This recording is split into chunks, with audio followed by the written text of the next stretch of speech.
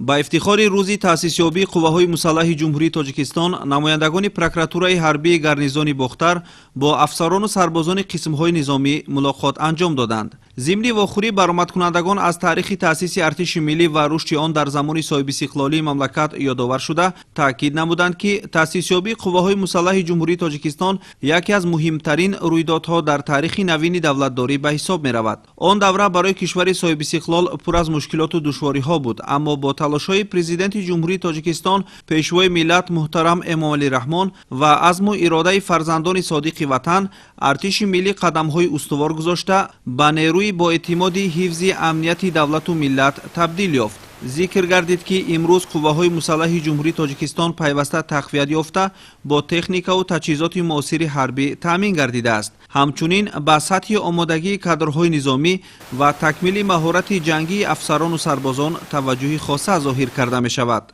در ملاقات مسائل وابسته به تربیت حربی و تندرستی سربازان، رعایت انتظام حربی و بلند برداشتن سطح مسئولیت شناسی خدمتچیان حربی نیز مورد بررسی قرار گرفت.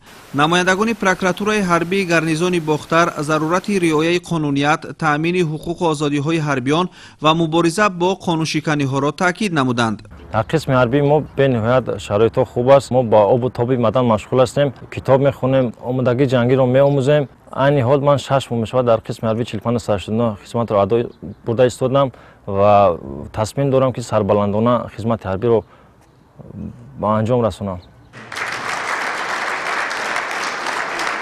همچنین در جریان ملاقات ابراز گردید که قوه‌های مسلح جمهوری تاجیکستان در طول 32 سال تأسیسیابی خود راهی را طی نموده است که از مرحله‌های تشکل، مستحکم شوی و حفظ استقلالیت دولتی عبارت است. اگر در سالهای اول تأسیس ارتش ملی مشکلات زیاد از جمله نرسیدن کادرهای صاحب تخصص، کمبودی تجهیزات حربی و شرایط ناموافق برای خدمتچیان حربی وجود داشت، پس امروز این مشکلات حل خود را یافته، ارتش ملی به یک روی توانایی محافظ دولت و مردم کشور تبدیل یافته است. من بعد ختم دانشگاه تصمیم گرفتم که به صف قوه‌های مسلح جمهوری تاجیکستان داخل شده مکتب مردانگی را با سری بلند ادا نمایم.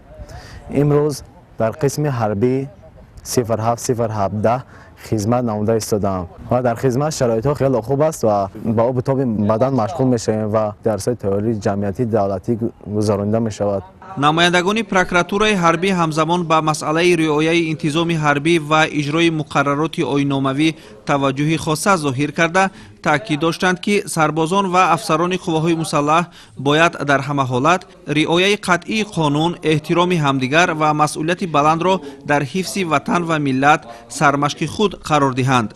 همچنین مبارزه با قانونشکنی‌ها، پیشگیری حالت‌های نامطلوب و رعایت حقوق خدمتچیان حربی از مسائل مهم ملاقات بود. در نوبت خود افسران و سربازان اظهار داشتند که بهر حمایت مرز و بوم وطن، حفظ ثبات و امنیت و اجرای صادقانه قرض حربی خود همیشه آماده می‌باشند.